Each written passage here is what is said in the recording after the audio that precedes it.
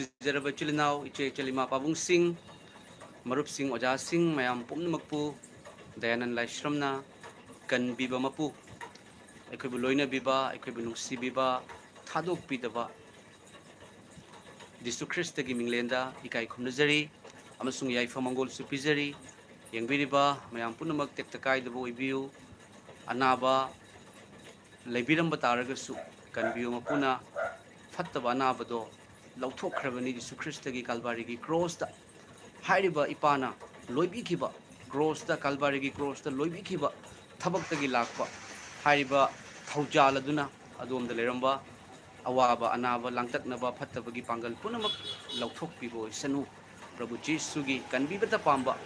ꯀꯟꯕꯤꯔꯝꯂꯕ ꯃꯤꯡꯂꯦꯟ Jesus Christ ꯏꯄꯥꯒꯤ ꯃꯤꯡꯂꯦꯟ ꯃꯌꯥꯝ ꯌꯥꯝ ꯀꯨꯏꯔꯦ ꯂꯥꯏꯐꯁꯦ ꯑꯩꯅ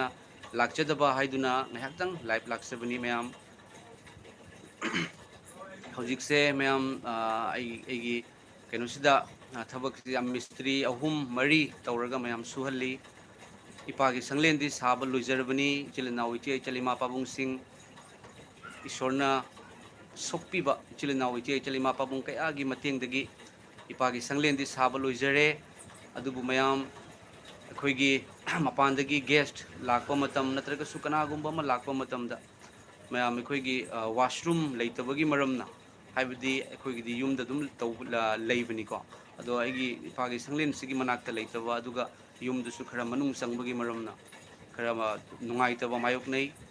ꯃꯔꯝ ꯑꯗꯨꯅ ꯃꯌꯥꯝ ꯍꯧꯖꯤꯛꯁꯦ ꯃꯤ ꯑꯅꯤ ꯑꯍꯨꯝ ꯇꯧꯔꯒ ꯋꯥꯁꯔꯨꯝꯁꯦ ꯃꯌꯥꯝ ꯑꯩꯅ ꯁꯦꯝꯍꯟꯕꯅꯤ ꯅꯥꯏ ꯀꯤꯆꯨ ꯅꯥꯏ ꯋꯥꯁꯔꯨꯝꯁꯦ ꯃꯌꯥꯝ ꯍꯧꯖꯤꯛ ꯁꯦꯝꯍꯜꯂꯤ ꯌꯥꯝ ꯀꯟꯅ ꯁꯥꯍꯜꯂꯤꯀꯣ ꯏꯆꯤꯜ ꯏꯅꯥꯎ ꯏꯆꯦ ꯏꯆꯜ ꯏꯃꯥ ꯄꯥꯕꯨꯡꯁꯤꯡ ꯑꯁꯤꯁꯨ ꯁꯣꯏꯗꯅ ꯏꯄꯥꯅ ꯉꯝꯍꯟꯕꯤꯒꯅꯤ ꯍꯥꯏꯕꯁꯦ ꯑꯩꯅ ꯊꯥꯖꯩ ꯃꯔꯝꯗꯤ ꯌꯥꯝꯅ ꯄꯣꯖꯤꯇꯤꯕ ꯑꯣꯏꯕ ꯌꯥꯝꯅ ꯅꯧꯅ ꯏꯁꯣꯔꯗ ꯅꯧꯅ ꯄꯣꯛꯄ ꯅꯣꯂꯨꯛꯆꯕ ꯑꯩꯈꯣꯏ ꯈ꯭ꯔꯤꯁꯇꯗ ꯑꯃꯠꯇꯅꯤ ꯍꯥꯏꯅ ꯈꯟꯕ ꯏꯆꯤꯜ ꯏꯅꯥꯎ ꯏꯆꯦ ꯏꯆꯜ ꯏꯃꯥ ꯄꯥꯕꯨꯡꯁꯤꯡ ꯀꯌా ꯑꯃ ꯖꯤꯁꯨ ꯈ꯭ꯔꯤꯁꯇ ꯏꯄꯥꯅ ꯐꯪꯅꯍꯟꯕꯤ ꯃꯁꯤꯒꯤꯗꯃꯛ ꯌꯥꯝ ꯊꯥꯒꯠꯆꯔꯤ ꯏꯁꯣꯔꯕꯨ ꯃꯌꯥꯝ ꯃꯇꯝ ꯑꯃꯗ ꯑꯩꯈꯣꯏꯒꯤ ꯏꯔꯝꯗꯝ ꯃꯅꯤꯄꯨꯔ ꯌꯥꯝ ꯅꯨꯡꯁꯤꯖꯕ ꯑꯩ ꯑꯁꯥꯝꯗ ꯂꯩꯖꯔꯒꯁꯨ ꯌꯥꯝ ꯅꯨꯡꯁꯤꯖꯩ ꯏꯔꯝꯗꯝ ꯃꯅꯤꯄꯨꯔꯗ ꯃꯌꯥꯝ ꯑꯩꯒꯤ ꯈꯪꯅꯕ ꯋꯥꯔꯤ ꯁꯥꯟꯅꯕ ꯑꯃꯠꯇ ꯂꯩꯔꯝꯗꯦ ꯑꯗꯨꯕꯨ ꯏꯄꯥ ꯏꯁꯣꯔꯕꯨ ꯀꯅꯥꯅꯣ ꯖꯤꯁꯨ ꯈ꯭ꯔꯤꯁꯇ ꯍꯥꯏꯗꯨꯅ ꯏꯄꯥꯅ ꯎꯠꯊꯣꯛꯄꯤꯔꯛꯄ ꯃꯇꯝ ꯖꯤꯁꯨ ꯈ꯭ꯔꯤꯁꯇꯒꯤ ꯅꯨꯡꯁꯤꯕꯅ ꯀꯣꯟꯁꯤꯟꯕꯤꯔꯛꯄ ꯃꯇꯝꯗꯒꯤꯗꯤ ꯃꯌꯥꯝ ꯊꯃꯣꯏ ꯁꯦꯡꯕ ꯀꯠꯊꯣꯛꯄꯗ ꯍꯟꯗꯕ ꯃꯌꯥꯝ ꯑꯋꯥꯕ ꯑꯃ ꯇꯥꯔꯦ ꯃꯌꯥꯝ ꯏꯆꯤꯜ ꯏꯅꯥꯎꯁꯤꯡ ꯃꯇꯦꯡ ꯄꯥꯡꯁꯤ ꯍꯥꯏꯕ ꯃꯇꯝꯗ ꯉꯝꯖꯕ ꯇꯧꯗꯨꯅ ꯁꯔꯒ ꯂꯩꯕꯥꯛꯇ ꯑꯩꯈꯣꯏꯒꯤ ꯂꯨꯍꯨꯞ ꯏꯄꯥꯒꯤ ꯂꯨꯍꯨꯞ ꯆꯥꯎꯅꯕꯒꯤꯗꯃꯛꯇ ꯏꯄꯥꯒꯤ ꯅꯨꯡꯁꯤꯕꯗꯣ ꯈꯪꯖꯔꯒ ꯃꯌꯥꯝꯅ ꯃꯇꯦꯡ ꯄꯥꯡꯕꯤꯔꯛꯄ ꯍꯥꯏꯕꯗꯤ ꯌꯥꯝꯅ ꯊꯃꯣꯏꯗ ꯅꯧꯅ ꯄꯣꯛꯄ ꯄꯣꯖꯤꯇꯤꯕ ꯑꯣꯏꯕ ꯅꯨꯡꯁꯤꯕꯅ ꯊꯟꯕ ꯏꯆꯤꯜ ꯏꯅꯥꯎ ꯏꯆꯦ ꯏꯆꯜ ꯏꯃꯥ ꯄꯥꯕꯨꯡꯁꯤꯡ ꯀꯌꯥ ꯈꯪꯅꯍꯟꯕꯤꯕꯒꯤꯗꯃꯛꯇ ꯏꯁꯣꯔꯕꯨ ꯊꯥꯒꯠꯆꯩ ꯃꯌꯥꯝ ꯑꯩꯈꯣꯏ ꯈ꯭ꯔꯤꯁꯇꯗ ꯑꯩꯈꯣꯏ ꯑꯃꯠꯇꯅꯤ ꯌꯥꯝ ꯅꯨꯡꯁꯤꯖꯩ ꯑꯗꯨꯒ ꯉꯁꯤ ꯏꯆꯦ ꯑꯃꯅꯁꯨ ꯐꯣꯟ ꯇꯧꯕꯤꯔꯛꯏ ꯃꯌꯥꯝ ꯌꯥꯝ ꯅꯨꯡꯁꯤꯕ ꯏꯁꯣꯔꯒꯤ ꯊꯧꯖꯥꯜꯁꯦ ꯌꯥꯝ ꯑꯊꯣꯏꯕꯅꯤ ꯍꯥꯏꯅ ꯈꯟꯖꯩ ꯃꯌꯥꯝ ꯑꯗꯨꯒ ꯑꯩꯅ ꯉꯔꯥꯡ ꯋꯥꯄꯥ ꯑꯣꯏꯅ ꯑꯃ ꯁꯦꯝꯖꯈꯤꯕꯅꯤ ꯃꯗꯨꯗꯤ ꯑꯩꯒꯤ ꯍꯧꯖꯤꯛ ꯃꯌꯥꯝ ꯀꯩꯅꯣ ꯁꯥꯖꯕꯁꯤꯗ ꯑꯩꯈꯣꯏꯒꯤ ꯋꯥꯁꯔꯨꯝꯁꯦ ꯑꯩꯈꯣꯏꯒꯤ ꯕꯥꯊꯔꯨꯝꯁꯨ ꯂꯦꯇ꯭ꯔꯤꯟꯁꯨ ꯑꯦꯇꯥꯆ ꯇꯧꯔꯒ ꯁꯥꯔꯛꯄꯅꯤ ꯑꯗꯣ ꯇꯤꯟꯗꯨꯁꯨ ꯃꯌꯥꯝ ꯑꯇꯥꯡꯕꯗꯣ ꯑꯣꯏꯅ ꯇꯧꯔꯒꯦ ꯍꯥꯏꯅ ꯇꯧꯔꯦ ꯑꯗꯨꯅ ꯃꯁꯤꯗꯁꯨ ꯃꯌꯥꯝ ꯄꯩꯁꯥ ꯌꯥꯝ ꯆꯪꯉꯤ ꯃꯌꯥꯝ ꯍꯧꯖꯤꯛ ꯃꯌꯥꯝꯅꯁꯨ ꯈꯪꯕꯤꯔꯝꯒꯅꯤ ꯑꯩꯈꯣꯏꯒꯤ ꯊꯕꯛꯁꯦ ꯄꯥꯏꯕꯕꯨ ꯍꯧꯔꯒꯗꯤ ꯄꯩꯁꯥꯁꯦ ꯃꯅꯝ ꯆꯪꯉꯛꯏꯀꯣ ꯃꯌꯥꯝ ꯑꯗꯣ ꯑꯩꯒꯤꯗꯤ ꯃꯌꯥꯝꯅꯁꯨ ꯈꯪꯕꯤꯔꯤꯕꯗꯨꯅꯤ ꯀꯅꯥꯒꯨꯝꯕ ꯑꯃꯅ ꯄꯩꯁꯥ ꯊꯥꯗꯔꯛꯇꯅ ꯀꯅꯥꯒꯨꯝꯕ ꯑꯃꯒꯤ ꯃꯇꯦꯡ ꯑꯃꯠꯇ ꯌꯥꯎꯕ ꯅꯠꯇꯦ ꯅꯨꯡꯁꯤꯈ꯭ꯔꯕ ꯏꯆꯤꯜ ꯏꯅꯥꯎ ꯏꯆꯦ ꯏꯆꯜ ꯀꯌꯥꯒꯤ ꯃꯇꯦꯡꯅꯤ ꯀꯅꯥꯒꯨꯝꯕ ꯂꯨꯞ ꯑꯃꯅ ꯀꯅꯥꯒꯨꯝꯕ ꯑꯩꯈꯣꯏ ꯃꯤꯁꯟ ꯑꯃꯅ ꯄꯩꯁꯥ ꯊꯥꯗꯔꯛꯄ ꯑꯃꯠꯇ ꯂꯩꯖꯗꯦ ꯃꯌꯥꯝ ꯌꯤꯁꯨ ꯈ꯭ꯔꯤꯁꯇ ꯏꯄꯥꯒꯤ ꯅꯨꯡꯁꯤꯕꯗꯨꯒꯤ ꯏꯄꯥꯒꯤ ꯃꯆꯥꯁꯤꯡ ꯃꯌꯥꯝꯒꯤ ꯃꯇꯦꯡꯁꯤꯅ ꯇꯧꯔꯛꯄꯅꯤ ꯃꯌꯥꯝ ꯀꯣ ꯑꯗꯨꯅ ꯃꯁꯤ ꯏꯄꯥꯒꯤ ꯊꯧꯔꯥꯡꯅꯤ ꯑꯃꯁꯨꯡ ꯃꯁꯤꯅ ꯁꯛꯁꯦꯁꯁꯨ ꯑꯣꯏꯍꯟꯕꯤ ꯃꯌꯥꯝ ꯄ꯭ꯔꯦꯖ ꯗ ꯂꯣꯔꯗ ꯌꯥꯝ ꯊꯥꯒꯠꯆꯩ ꯑꯃꯁꯨꯡ ꯏꯄꯥꯒꯤ ꯍꯧꯖꯤꯛ ꯃꯌꯥꯝ ꯑꯩꯅ ꯑꯩꯈꯣꯏꯒꯤ ꯏꯄꯥꯒꯤ ꯁꯪꯂꯦꯟ ꯁꯥꯕ ꯂꯣꯏꯖꯔꯦ ꯑꯗꯨꯒ ꯕꯥꯊꯔꯨꯝ ꯂꯦꯇ꯭ꯔꯤꯟ ꯑꯁꯦ ꯃꯌꯥꯝ ꯅꯨꯃꯤꯠ ꯅꯤꯅꯤ ꯍꯨꯝꯅꯤꯒꯤ ꯃꯅꯨꯡꯗꯗꯤ ꯂꯣꯏꯔꯅꯤ ꯍꯧꯖꯤꯛ ꯃꯈꯥ ꯄ꯭ꯂꯥꯁꯇꯔ ꯇꯧꯒꯗꯧꯕ ꯋꯥꯠꯂꯤ ꯃꯌꯥꯝ ꯑꯗꯨꯒ ꯇꯦꯡꯀꯤꯗ ꯀꯩꯅꯣ ꯄꯥꯏꯞ ꯍꯥꯞꯀꯗꯧꯕ ꯇꯣꯉꯥꯟꯕ ꯀꯌꯥ ꯑꯃ ꯋꯥꯠꯂꯝꯃꯤ ꯃꯁꯤꯗꯁꯨ ꯃꯌꯥꯝꯅ ꯑꯗꯨꯝ ꯃꯇꯦꯡ ꯄꯥꯡꯕꯤꯌꯨ ꯍꯥꯏꯕꯁꯦ ꯃꯌꯥꯝ ꯑꯩꯒꯤ ꯃꯥꯏꯀꯩꯗꯒꯤ ꯃꯌꯥꯝꯗ ꯔꯤꯀ꯭ꯋꯦꯁ ꯇꯧꯖꯕꯗꯨꯅꯤ ꯃꯌꯥꯝ ꯑꯩ ꯉꯁꯤ ꯍꯣꯂꯤ ꯕꯥꯏꯕꯜꯗꯒꯤ ꯑꯩ ꯕꯥꯏꯕꯜꯁꯦ ꯄꯥꯒꯦ ꯍꯥꯏꯗꯨꯅ ꯄꯥꯔꯝꯕ ꯃꯇꯝꯗ ꯃꯌꯥꯝ ꯑꯩꯉꯣꯟꯗ ꯀꯔꯤꯒꯨꯝꯕ ꯈꯔ ꯐꯣꯡꯗꯣꯛꯅꯤꯡꯕꯒꯤ ꯃꯌꯥꯝꯗꯁꯨ ꯇꯥꯍꯟꯖꯅꯤꯡꯕꯒꯤ ꯑꯄꯥꯝꯕ ꯑꯩꯉꯣꯟꯗ ꯐꯥꯎꯖꯔꯛꯄꯅꯤ mayam ngasi aikoina Christian haiduna thajadaba kaya nasu haibiri Yesu Krista bu thajaba kaya nasu Christian haiba ming haibiri ado Christian gi lamchat se atai dagi manade mayam Christian gi lamchat se tongalu haiba wahai se ishwar gi wahai ni tongan ba mase ai pathok sarake ko mayam karigumba adom gi khutta bible leibidaba taragadi aina pathok saraka dawriba bible gi verse ase adom soidana adom gi matang saba matam de yengbiu ko ahanba Peter New Testament gi ahanba Peter gi pandup ahum gi pada nipan dagi hauraga pabiu mayam pada nipan dagi hauraga pada taraga nithoi asi phawda yam ten na ibani Christian gi lamchat se karino adubu ngasi aikoina uba matam dadi Christian gi lamchat se mi hatpa magumna ure Christian gi lamchat se na ure Christian gi lamchat se kokpi bangam dabugna ure Christian gi lamchat se nungsiba haitabagumna ure Christian gi lamchat se mi gi mapot maran pamba magumna ure adubu asengba Christian gi lamchat habse mayam aikoi Christa da leiragadi Christa gi nungsiba duna Jesu Christa na haine koina aibu nungsiragadi aigi yathang singa u haibdu mayam ai pathok jarake ko mayam taminasi aroi badan aikoi pomna mag pukning amatta oyu Christian gi lamchat ki ahabada pukning amatta asina khoi gini asina magini asina ming manade akhoi gi sina phai magi sina fatte Krista da leiba taraga di pukning amatta oyu hai me karam na oigani pukning manadraga di amatta oiba ngamoy adubu Jisu nungsiba do leirako matamda thamoi da Jisu leirako matamda pukning amatta oirakani aina hele ai mangaire haibagi wakhal sina amatta oiba ngamde mayam tokhai tanai adubu Jisu na haibadi ipa Ishwar na haibadi ai se khwaidagi aton bani adom na ingondagi heli haina khallaga ikai khumno hai mayam nekoi amatta pukning amatta oyu amaga nachil nanau singumna nungsinau pukning nauba oyu nolukpa oyu phattabagi damak phattaba hanganu tabiu ko Yesu Krista thajaraga mi halasu yai lan tawrasu yai phattaba tawrasu yai haibiriba sing tabiu mi iba kanasu soidaba landaba ngamdabadi yaude adubu soi haiduna khangna maida jongsan biganu amasung aikoi gi thajaba singi maraktagi suwayen ba gi matam thajabagi imung dagi wayen ba hobagi matam ado oire hain haibadu tabiu phattabagi damak phattaba hanganu haina Jisu na hairi Christian oiragadi adom khanbiu cheimak hanna cheiganu adubu madugi mahutta bor piu yemo Yesu Krista siduna phumduna hingat pa ipagi wahaini bor piu hai kanagumana cheiraba thina ngangaba bor piro maramdi nekhoina bor fangnana ba asigi damak nekhoibu kaubire haiba nekhoina khangu Yesu Krista na khoi bu kawire se khoi da bor blessing thaujal pibi na bagi damak tani wahan na bagi nahan na bagi natte ana ba Ishwar dagi lakte ko mayam maramdi punsibu nungsiba masung aphaba numit sing uba pamba mahak aduna phattaba dagi mahak ki marei aduga mahak ki chinban na marei marang ngang badagi toksanu mayam marei marang ngang badagi haijin na ba wahai oidabada oiba saba wahai ase Krista gi oiragadi Krista haibase siduna fumduna hingatpa wayan magi damakta lakadoriba sargada lemna pubigadoriba Ishwar bu thaji hairagadi lamchat se kari oigadagi mahakna phattabadagi laithoktuna aphaba tawsanu chance piri ekhoida phatte aina batlauna hatokpa ngami adubu tum hogolpa khuningi mit pangthok halise chance pibani mayam Ishwar da haidok chanaba ipa ai lan khre ipa ai soi khre ipa gi lambi de lakchage thawai sengmana loina biu haibagi repent tawjanabagi khoida khudong saba pibani me mahakna phattabadagi leithoktuna phaba tawsanu mahakna ing thaba thiduna madu tanasanu maramdi Yehovah gi ming Yehovah gi mit dharma chenba singi mathakta lei hallelujah aduga mahakki nakong maikhoi gi haijabada hangdokpi dharma chenba singi dharma chenba kanano mayam Yesu Krista bu thajariba mahak ado thajaba haibasida ipagi lamchat ase yaudana Christian gi lamchat yaudana thajabo ibe yate ai Christian ni hairaga mi halaga ai Christian ni haiba yate Jisu gi matau tamba Jisu gi matau tamaku matau tai Yesu Krista na di mi halamde mi bu kanbirami mi kannabagi damakta mahak shikhi amasung hingatki dharma aduga Yehovah ipa Ishwar gi ne mitse dharma chenba singi mathakta lei aduga mahakki nakong maikhoigi haijabada hangdokpi ꯑꯗꯨꯕꯨ ꯌꯍꯣꯕꯥꯒꯤ ꯃꯥꯏꯊꯣꯡꯗꯤ ꯐꯠꯇꯕ ꯇꯧꯕ ꯃꯈꯣꯏꯒꯤ ꯃꯥꯌꯣꯛꯇ ꯂꯩ ꯑꯦꯃꯦꯟ ꯐꯠꯇꯕ ꯍꯥꯏꯕꯁꯤ ꯀꯩꯅꯣ ꯃꯌꯥꯝ ꯀꯔꯤꯅꯣ ꯑꯩꯅ ꯍꯥꯏꯕꯒꯤ ꯃꯊꯧ ꯇꯥꯗꯦ ꯑꯩꯈꯣꯏ ꯃꯌꯥꯝꯅ ꯈꯪꯉꯤ ꯐꯠꯇꯕ ꯍꯥꯏꯕꯗꯤ ꯀꯩꯅꯣ ꯀꯅꯥꯒꯨꯝꯕ ꯑꯃꯒꯤ ꯊꯃꯣꯏ ꯅꯥꯍꯟꯕ ꯐꯠꯇꯕ ꯇꯧꯕꯁꯦ ꯏꯁꯣꯔꯅ ꯌꯥꯗꯕ ꯊꯕꯛ ꯃꯃꯥ ꯃꯄꯥꯅ ꯃꯆꯥꯗ ꯐꯠꯇꯕ ꯑꯃꯠꯇ ꯇꯥꯛꯄꯤꯗꯦ ꯑꯐꯕ ꯉꯥꯛꯇꯅꯤ ꯇꯥꯛꯄꯤꯔꯤꯕ ꯃꯃꯥ ꯃꯄꯥꯅ ꯍꯥꯏꯕ ꯋꯥꯍꯩ ꯏꯜꯂꯛꯇꯕꯗꯨ ꯐꯠꯇꯕ ꯀꯧꯏ ꯃꯌꯥꯝ ꯐꯠꯇꯕ ꯊꯕꯛꯇꯣ ꯑꯗꯨꯒꯤ ꯃꯊꯛꯇ ꯌꯍꯣꯕꯥꯒꯤ ꯏꯄꯥ ꯏꯁꯣꯔꯒꯤ ꯑꯁꯥꯎꯕ ꯂꯩ ꯍꯥꯏꯕꯁꯨ ꯀꯥꯎꯕꯤꯒꯅꯨ ꯍꯥꯏꯕꯗꯤ ꯑꯩꯈꯣꯏ ꯏꯁꯣꯔꯒꯤ ꯅꯨꯡꯁꯤꯕꯔꯣꯝꯗ ꯆꯪꯃꯤꯟꯅꯁꯤ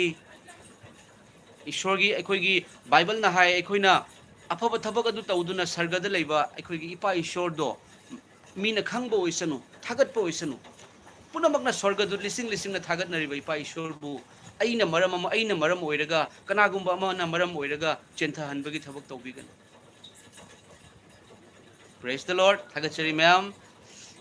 Comment se kitang pathokjarake akoigi Konthaujam Bandana Chanu. Praise the Lord. Thagachari Konthaujam Bandana Chanu.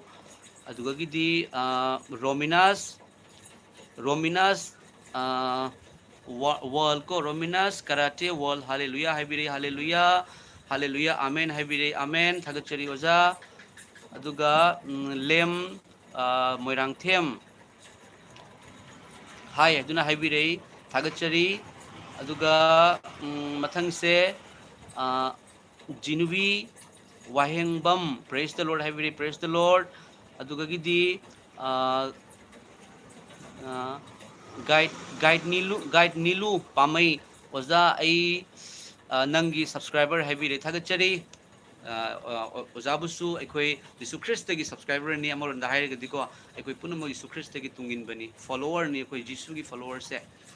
mayam Jisu Christ na haibi bado I am the light of the world.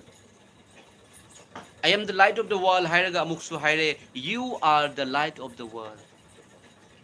Amamba matamda torch kapa matamda akiba mangbani amamba matamda kari leramduino kari da netuino haibagi akiba lei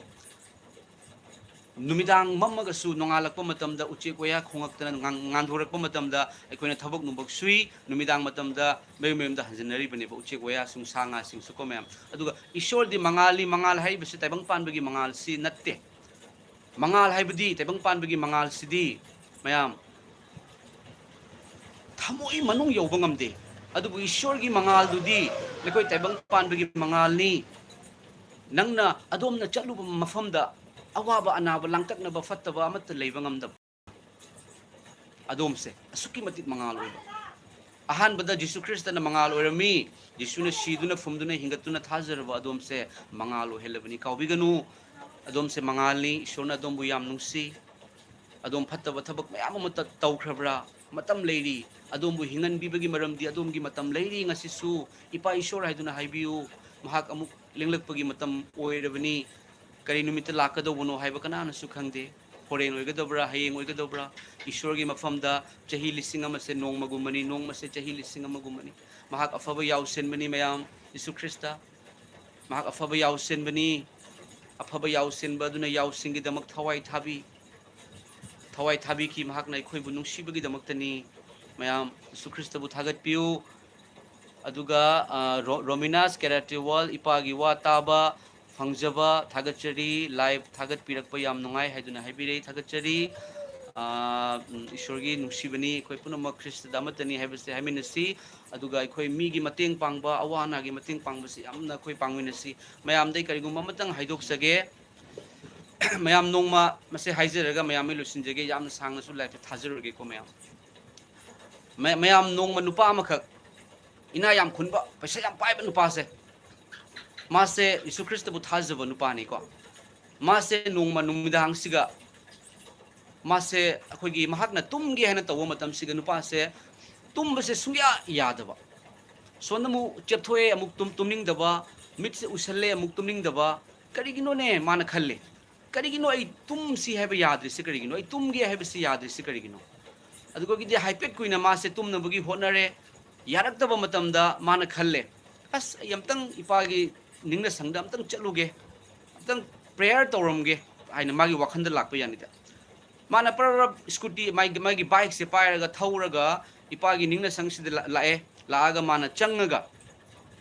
खुरमगे हायना तवो मतमसिदा हारिबा इपागी निंगना संगदा नुपा अमा कप्पगा ईश्वरदा खुरमगा Laramie माना नुपादुगा उरगा हायरे नंग करिगी कप्पनो नंग कप्पीबा करिगिनो हाइबदुदा नुपा अमदुना अैगी चा हजिक medical दा लई अदो लायेंग निंगाई पैसा लेतबगी मरमना ईश्वर दा पैसा पिउ हाइना हाइरमबनी अई मिंगोंदगी पैसा हाइदे ईश्वर दा पैसा पिउ हाइरमबनी यंगो ईश्वर की थौरांग से यंगो मयाम ईश्वर ने खोइबु फनबगी दमकता तवी नुपादुना तुंबा यादबदो ईश्वर ना हायबा इचा नुपा तुंगनु नंगी नचिलना अमा मागी मयुमदा अवाब अनाबा तादुना पैसागी मथौ तादुना लेरे चलू हाइदुना चलू निंगना संग चलू नुपादुना लाकपा मतमदा ताबा मतमदा माना मंगोंदा फावरखरे ओ ईश्वर ना इबु थारकपनी को हायना अदुगगी माना नुपादुदा मागी कार्ड पीरे से आइगी कार्ड नि से नंग लौरो देसा पैसा मथौ ताबदु नंग इंगोंदा फोन तौरो नंगना मथौ ताबदु इ खुदक थारके अदुगगी नुपादुना ईश्वरबु थागले ईश्वरबु थागले मदुदी ईश्वरना ओहनबीबनी ईश्वरना पिनहनबीबनी अदुगगी तुम्बा यारमदब नुपादो मिंगोंदा मतेंग पांगबा मतमदा नुंगाइबा मखलाय ओ इपाना इबु सिजिनबीरी हाइबदो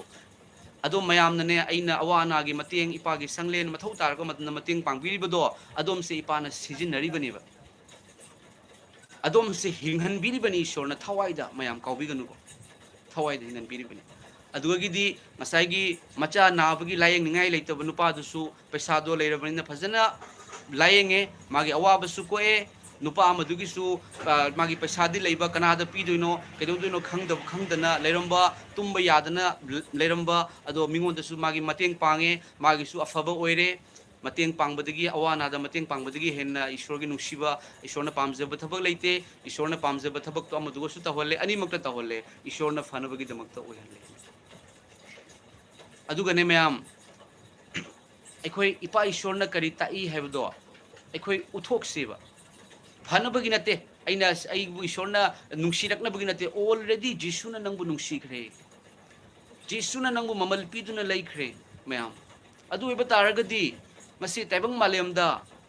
क्रिश्चियन हायरगा जिसुगी वहाई क्रिश्चियन गी लमचत अमते इंदबसिंगना तौरकपा मवंगसिंगना थाजदबसिंगदा यामना लानना मेसेज ओ क्रिश्चियन सिदिसे इजाता जाब्रा ख्वाइदगी यादे हाइना हाइरिबदु इजाता जाब्रा यादे हाइसे फत्तबदा नते को मैम यादे हाइना हाइरिसे नंगने अदुगी माइके चटपा याब्रा यारे अदुंदा कोक ओलगा तुम्बा याब्रा यारे नंगी हक्चांगदा करिगुंबा अमना नंगोदा पुंदुना ngak senbagi mathau tabra tadre हौदोंना लंबी थटखरगदी नंग एक्सीडेंट तौगदरा तौररोय मैम अदुबु करी यादे नंगी युमलोनबदा कनागुंबा अमदा नंगना नंगना केन कोकपीबा ngamdaba यादे कनागुंबा अमना वारगा नंगना येंगगा लेथोकपा यादे मरमदी करिगिनो नंगसे ईश्वरगी ओइरे नंगबु ममल पीदुना लेरे है मैम अदो उहनसी मैम अखोई उहनमिनसिको यंगबिउ इपा ईश्वरना अइंगोंदा मैम सुमाइना यूट्यूब चैनल ओरकनी हाइबा खंगजदे खंजरमदबनी यूट्यूब ता चैनल सेमी हाइबा बो फजना खंजरमदे कनागुंबा मना हाइरकपदगी समजेखिबनी अदुबु इपागी थौरांग ओइबगी मरमना मैम तपना इसे इपागी थौरांगनी यीशु ख्रिस्ट ना धर्म संदोकपा लाकपा नते पाप कोक्पीबा लाकपनी हाइबदो खंगनसी मैम अइना खंगनदना अदोमना खंगनदना कनाना खंगनगनी अइ मतम अमदा क्रिश्चियन से हाउगी लाइनी हाइना हाउ हाइबदी अखोइगी अइना तोंगान लान खल्लुरे क्रिश्चियन से अंग्रेज संदोम धर्मनी हाइबसे अइना खंगदबगी मरमना अइना हाइरगा लेरमी अदुबु ngasiदी अइ खंगे यीशु ख्रिस्टगी सेबोक तरानिथोगी मनुंगदा केनोना थॉमस हाइरिबा सेबोक्तुना समुद्रुगी लंबीदा यीशु ख्रिस्टगा लेमिनरंबा महाकना समुद्रुगी लंबीदा साउथ केरला दा अहानबा ओइना लाखी महाकना जीसुगी क्रिश्चियनिटी क्रिश्चियनगी लमचत ताकपी बदगी ngasi इंडिया दा क्रिश्चियन लाकपनी अंग्रेज संदोमबसु संदोकपसु ओइरमद्रे अदुगा हाउ गी लाइनी हाइबदो ngasi वर्ल्ड दा ख्वाइदगी हेने मिसिंग जामी बसे असिगुंबा लेबाक अमखक लेते जाति अमखक लेते जीसु थाजबा याउदे हाइबा अमत लेते करिगिनो मरमदी पाप चेलबा पोलुम पुरबा सेटना खाइनबना थलबा वारबा चोकथरबा पोलुम पुनुम पुबा पुनुमक लाउ आइनने खोइबु पोथा हनगे हाइना कवेबा नंग नंग अदुगी जात की मी लाउ हाइना कौदे मैम मरम मदुना वारबा पोलुम पुबसिंगना कंजनबगी दमक्ता honorary कंजनबगी दमक्ता nongma mayam ngasi akoina Jisu Christ thajari se kana gumba sing na di migi mama da mama kawi migi mama da su mama kaujaba natte ꯑꯩꯈꯣꯏꯒꯤ ꯏꯃꯥ ꯌꯥꯝ ꯅꯨꯡꯁꯤ ꯑꯩꯈꯣꯏ ꯏꯃꯥꯒꯤꯗꯃꯛꯇ ꯍꯤꯡꯉꯤꯕꯅꯤ ꯍꯤꯡꯒꯅꯤ ꯑꯗꯨꯕꯨ ꯑꯋꯥꯕ ꯄꯣꯠꯂꯨꯝ ꯊꯥꯡꯗꯕ ꯉꯝꯗ꯭ꯔꯕ ꯁꯤꯔꯝꯗꯥꯏ ꯃꯇꯝꯗ ꯀꯅꯥꯝꯅꯁꯨ ꯀꯣꯛꯄꯤꯕ ꯉꯝꯗ꯭ꯔꯕ ꯀꯅꯥꯝꯅꯁꯨ ꯃꯇꯦꯡ ꯄꯥꯡꯕꯤꯕ ꯉꯝꯗ꯭ꯔꯕ ꯗꯥꯛꯇꯔ ꯍꯥꯏꯔꯤꯕ ꯗꯥꯛꯇꯔ ꯑꯗꯣ ꯑꯅꯤꯁꯨꯕ ꯏꯁꯣꯔꯒꯤ ꯑꯅꯤꯁꯨꯕ ꯁꯑꯣꯡꯅꯤ ꯍꯥꯏꯔꯤꯕꯗꯣ ꯃꯥꯅꯁꯨ ꯀꯟꯕ ꯉꯝꯃꯛꯇꯕ ꯃꯇꯝꯗ ꯑꯥꯏ ꯑꯦꯝ ꯁꯣꯔꯤ ꯍꯥꯏꯅ ꯍꯥꯏꯔꯛꯑꯦꯕ ꯑꯁꯤꯒꯤ ꯃꯇꯝꯁꯤꯗ ꯀꯅꯥꯅꯣ ꯀꯟꯕꯤꯌꯨ ꯃꯄꯨ ꯍꯥꯏꯕ ꯃꯇꯝꯗ ꯊꯣꯛꯄꯤꯔꯛꯄ ꯌꯤꯁꯨ ꯈ꯭ꯔꯤꯁꯇꯒꯤ ꯅꯨꯡꯁꯤꯕꯗꯨꯅꯦꯕ mayam nongma mapa amaga mama amaga macha ahumga moise punna lei yam nungsinana leibani mafam duda ising ichau thoklei mayam ising ichau thokle ising sina khara khara khong changkhalakpa matam khong yokhalakpa matam dadi mapa su mama su macha sing je chejet na konsanare awang ma mafam amada lepe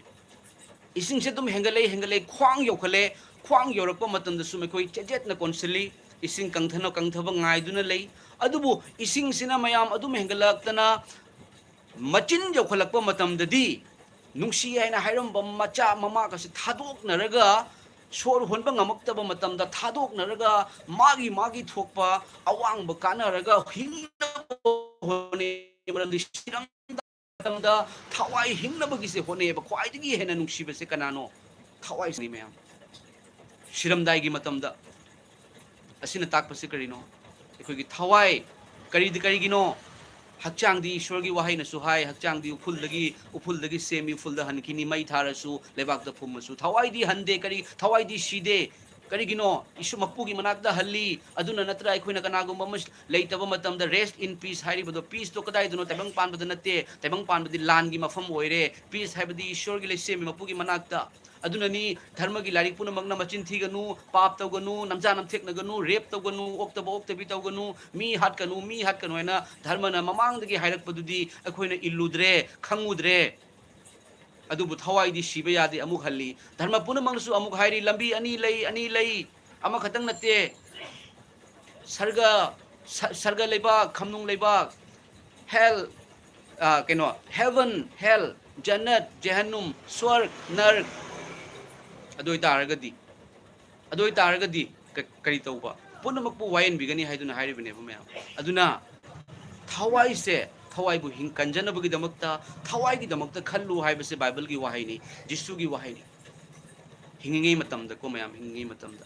aduna dharma punamakpu kai khumnafam thoi khumnai dharma punamak fai adubu aina siramdai matamda aibu kanbirakpa kanbi bai base icham chamna chumnagi kanbi banataba I taduna shiduna phumduna amuk hingatuna ngasi su loina duna thadok piraroi haiduna kanbi ba akoi da demand amata tawdaba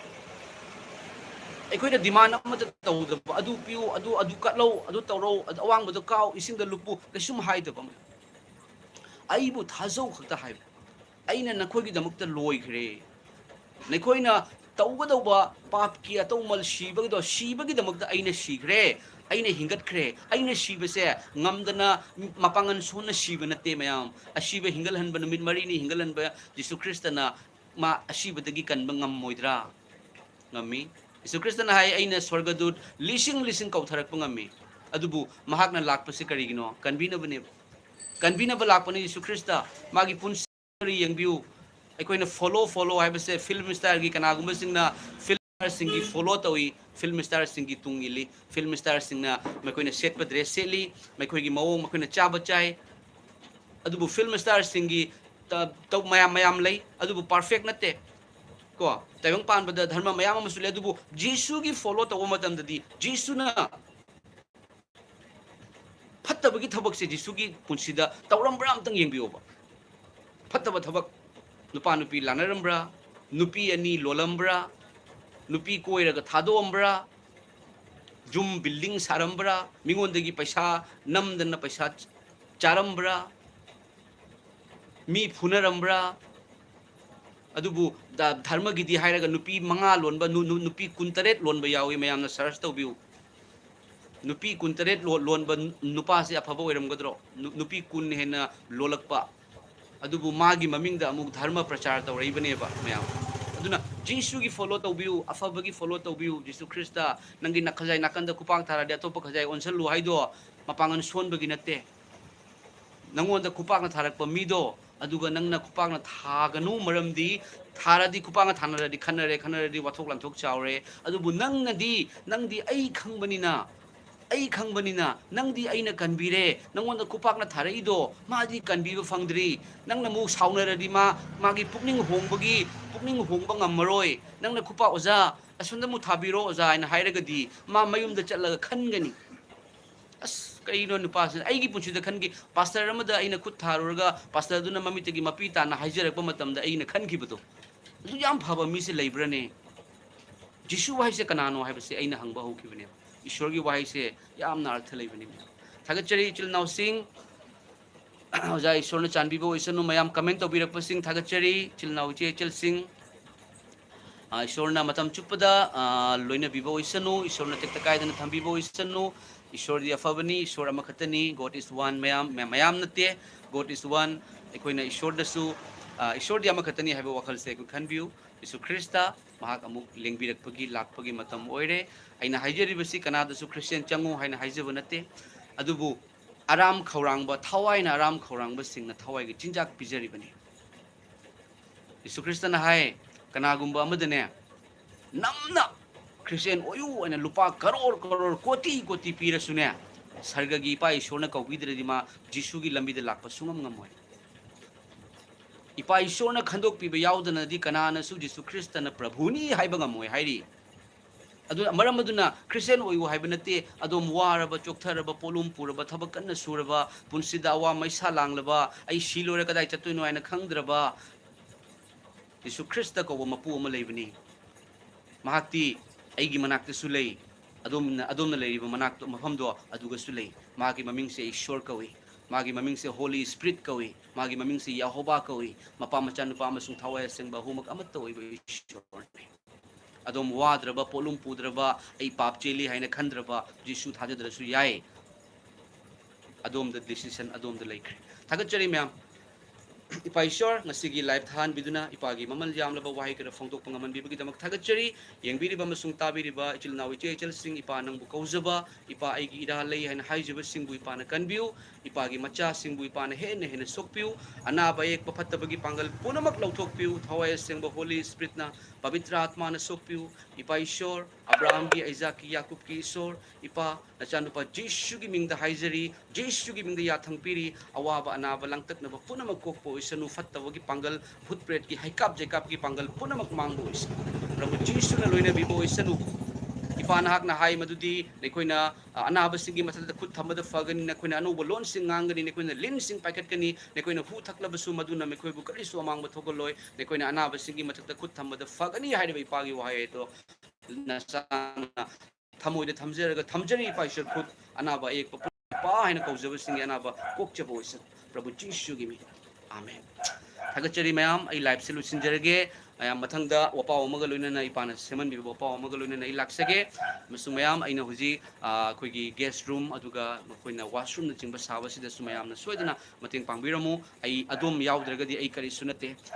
मयाम कोई ख्रिस्त the हकचांग कयात अमतनी कोई मयाम पुनसिलगा मतोइबनी Christian हाइना हाइरगा मिबु नुंसिबा ngamdaba kokpiba ngamdaba मिगी moral सिबा मिंगोंदा मिगी pot पांबा मि हातपा अदुगुंबा Christian दो अदुगा इखोइना ताक्थोक्सी नखोइना तौरिबदो जिसुना हाइबा नते जिसुगी वाहाई नते अदुदी शैतान गी वाहाइनी जिसुगी वाहाइदी अइना पाथोक्सक्रे नखोइना फत्तबगी दमक फत्तबा हनगनु लमन खुमगनु युमलो नबबुना सामकुमना नुंसिउ नंगी लैजबदो लैतबा मिंगोंदो नखोइ पुकनिंग अमतो ओयु पुकनिंग नौबा ओयु नखोइ ईश्वर गी मचानी नखोइ कनबीख्रबा दुगी मचानी अदुना कनबीदबा सिंगदसु कनबीबगी वाहाई फोंदो थाजबा अमसुंग थाजदबा मैखोइगी दमकते लैख्रे प्रभु जिसुना पुनम पुलोइना बिरोस आमेन।